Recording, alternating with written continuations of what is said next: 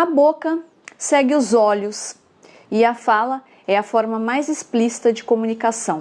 As primeiras palavras que saíram da boca de Deus foram: e seja luz.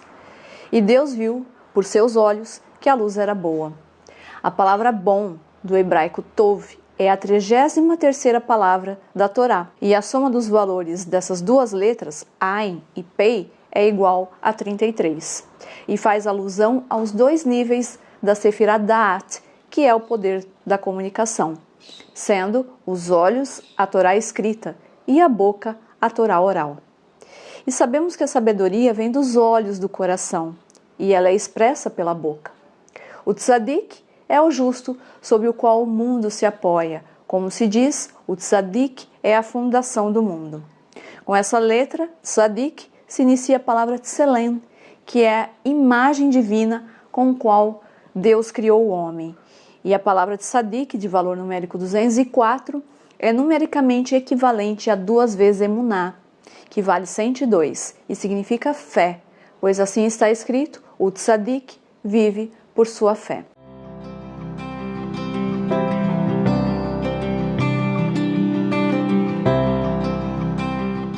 Pei, em hebraico, significa boca.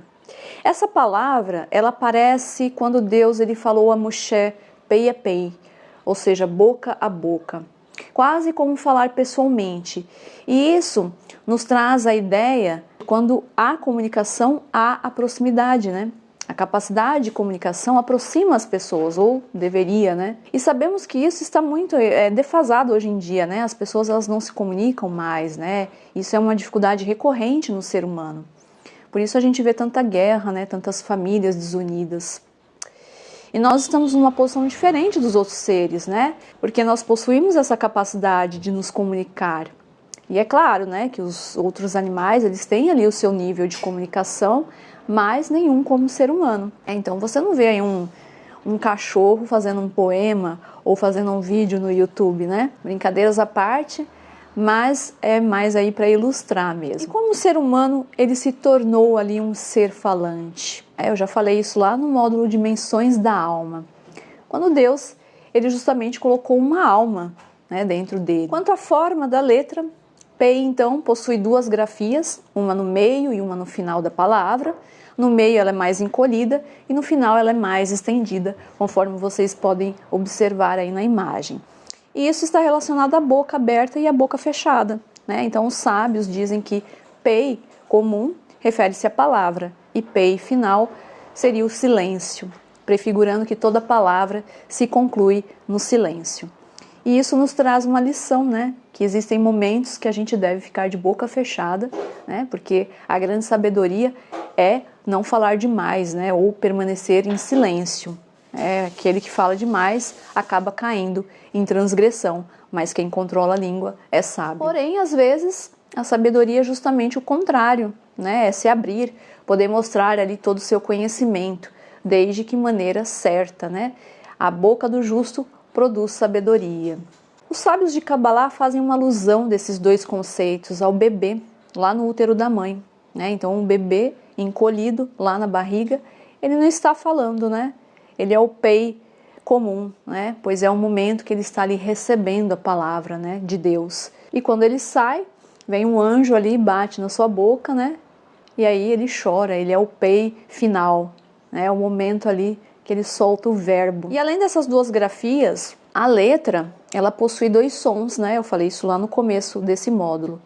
Ela pode ter som de P, de pato, ou F de faca, né? Então, se ela está sem aquele pontinho, o som é de F. Quando ela tem aquele pontinho lá no meio, se pronuncia com som de P de pato. Olha aí na imagem. E o valor numérico da letra P é 80, e não é à toa, porque 80 remete ao número 8, que significa aquilo que está além da natureza. Só que 10 vezes mais, né? Ou seja, 10 vezes 8. E essa alma que Deus colocou no homem é o 8. Ela transcende, ela sai da natureza, né? Lembramos aí que a alma, ela não está ligada aos dias da criação, ela transcende, tá? Porque ela não é física, né? Até porque existe uma vida além da morte também, né? E isso se dá, então, através da alma. Por isso, essa letra, ela tem esse valor de 80, 10 vezes 8. porque é um 8 muito mais potente que o Het, né? Por exemplo, que vale 8. Aí eu já falei nessa aula. Aí vocês têm que voltar para assistir. E esse potencial, ele está representado justamente no poder da fala. E aí Moisés, ele chegou aí num nível mais alto, né, espiritualmente falando, né, que o ser humano aí já chegou. Lembrando, sempre que eu falo, que nós estamos no ensinamento judaico, tá? Porque a boca dele se comunicava com Deus, né? Tudo isso é alegórico, tá? Isso representa esse lado transcendental, então, de Moshe, né? E na Kabbalah, essa letra, ela representa Moshe, né? Apesar dela não estar presente no seu nome, né? Então, curiosamente, Moisés, ele não sabia falar, né? Ele se dizia ali pesado de boca e pesado de língua, né? Quando Deus lá o envia ao faraó, né? Quem não lembra precisa pegar a Bíblia lá no livro do Êxodo e estudar, né? Também tem no meu e-book, né? O Êxodo, que eu faço aí um resumo do livro. A boca, então, ela é o registro da comunicação e a palavra, ela transcende. E sabemos que o mundo, ele foi criado pela palavra, né? Eu falei isso já em outros vídeos, né? Quando Deus ele disse, e seja luz, isso prefigura, então, o poder criador do verbo. No Talmud tem uma frase que diz, né, a vida e a morte estão em poder da língua. Portanto, essa é a ambivalência ali da boca, né? Porque, por um lado, ela pode transmitir palavras de vida, mas, por outro, ela pode ser fonte de morte. Então, eu falei no vídeo anterior que as letras elas caminham em dupla, né? E algumas em trio. E eu até citei o exemplo da letra Samer, Ain, que a gente já falou no vídeo passado, e Pei. E segundo a Kabbalah, a letra Ain, que é o olho, é a letra superior lá da Sefirot, e Pei é a parte inferior, né? Ou seja, primeiro o olho ele registra e compreende, e depois a boca ela expressa e atualiza o que o olho viu, né? E a ordem natural seria exatamente, né, você pensar para depois você falar, né, ou agir, né? No entanto, muitas pessoas aí, elas não fazem isso. Infelizmente, vemos muitas pessoas que agem sem pensar, né? E olha só, um adulto, ele possui 32 dentes na boca, né? E 32 dentes está relacionado aos 32 caminhos da sabedoria, que eu já falei deles, né? E o valor numérico da palavra coração, em hebraico, é lev, e é 32. E lá no livro da criação, o Sefer Yetzirah, ele diz que o mundo foi criado com 10 números, né, de 1 a 10, mais as 22 letras do alfabeto hebraico. Então, 10 mais 22 correspondem aos 32 caminhos da sabedoria. Então, nós temos 32 caminhos que nos levam ao conhecimento.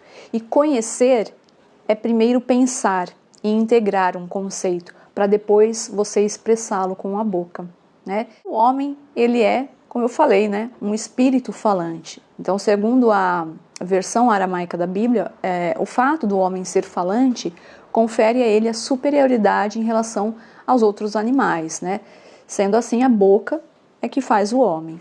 Então, essa relação pensamento, palavra na Kabbalah, diz que é a relação ali pai e filha, né? Então, pai, a sabedoria que está ligada a Chokhmah, e filha é o reino, ou Malchut, né? Então, o cérebro é o pensamento, ele vai designar o pai. E o reino, que é a boca, vai designar a filha. Então, assim, podemos dizer que o pensamento, ele dá origem, ou dá o nascimento à palavra, né? E aí eu falei que nós podemos ter palavras de morte ou de vida, né? E lá no Talmud tem uma frase que diz que a vida e a morte estão em poder da língua. E a morte, ela está ligada à maledicência, ou ao Lashon Hara, né? Que é a má língua. Ou seja, nós podemos matar através da língua, né? Nós podemos matar 3 pessoas com esse poder. Aquele de quem você fala, aquele que escuta e aquele que fala. E a maledicência, ela é algo muito antigo, né? Ela teve ali uma origem lá no Jardim do Éden, quando a serpente, ela diz a Eva que Deus havia proibido de comer os frutos do jardim, e aí a serpente, ela calunia Deus, dizendo ali para Eva que se ela comesse o fruto da árvore, ela seria como Deus. E assim a serpente mata com a boca, né? Sempre reforçando que é tudo alegórico, né? E quando nós falamos de certa forma, nós estamos nos revelando, né? Mas não por inteiro. Sempre tem algo ali nosso oculto. né? E se você reparar na letra Pei, ela se assemelha a uma boca, de certa forma ela está aberta, mas tem uma parte ali que está, que ela guarda ali no seu interior, né? E aí entramos naquela questão que o poder da palavra é importante, porque ele é um poder criador. No entanto, é aquele mesmo conceito, o silêncio, ele também tem a sua relevância. E no Talmud diz o seguinte: o que preserva a sabedoria é o silêncio. Então existe até uma frase aí famosa, e, se não me engano é atribuída ao Papa João Paulo II, que diz assim: faça com que as tuas palavras sejam melhores do que o teu silêncio. Sabe as palavras, não? Olha o paradoxo, né? Palavras que enaltecem o silêncio, né? Então o silêncio ele está ligado à palavra, né? Porque todo silêncio situa-se no espaço que existe entre as palavras, né? É o paradoxo mesmo. Elias dizia: Deus está somente no silêncio. E olha só que lindo esse verso da Bíblia lá em 1 Reis, capítulo 19, 11, que diz assim: um vento violento se pôs a soprar, mas Deus não estava nesse vento que quebrava as rochas. Depois o trovão, mas Deus não estava no trovão. Depois os raios, e Deus não estava nos raios. Depois fogo, mas Deus não estava no fogo. Depois a voz do silêncio, e Deus estava no silêncio. A voz do silêncio. Há um tempo em que nem a palavra nem o pensamento podem dar a resposta. Deve-se justamente saber se calar neste momento. Assim devemos respeitar o silêncio em alguns momentos da nossa vida, né? Em Eclesiastes diz que para tudo há um tempo. Tempo para falar e tempo para se calar. Tzadik, 18ª letra do alfabeto hebraico. Sua pronúncia lembra o Z da palavra pizza. Essa letra ela pode ser pronunciada como tzadik ou somente tzad, tá? Sem o K no final, e as duas maneiras estão corretas. O seu nome, tzadik, está relacionada à palavra justo. Tzadik está ligado também a Sefirah Yesod, né? Que é o fundamento, porque o justo é o fundamento do mundo, né? Conforme está lá no livro do Provérbios, capítulo 10, 25. Até porque o conceito fundamental, né, no qual se baseia a tradição judaica, é que o projeto divino da criação está baseado no mundo justo, né? O nome Elohim, né, que está relacionado a um dos nomes de Deus, significa o Deus da justiça, vem de juiz mesmo, né? Deus, então, ele é considerado o Tzadiko Shel Olam, o justo do mundo. E geralmente nós associamos alguém justo àquela pessoa que faz o que é certo, né, do ponto de vista jurídico, é o homem também que é absolvido ali num tribunal, né?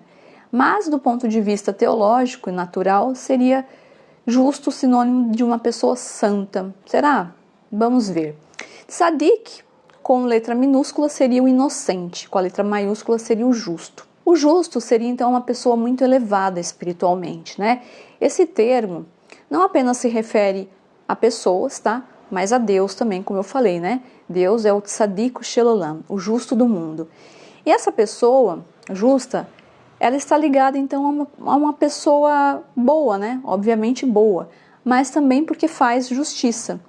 E a justiça, não como a de Maquiavel, né? Quando disse que os fins justificam os meios, mas sim aquela justiça que os meios para você poder fazer essa justiça, eles têm que ser justos, né? Então a forma da letra, se você reparar, ela possui um nun um pouco deitado, né, e um yud em cima.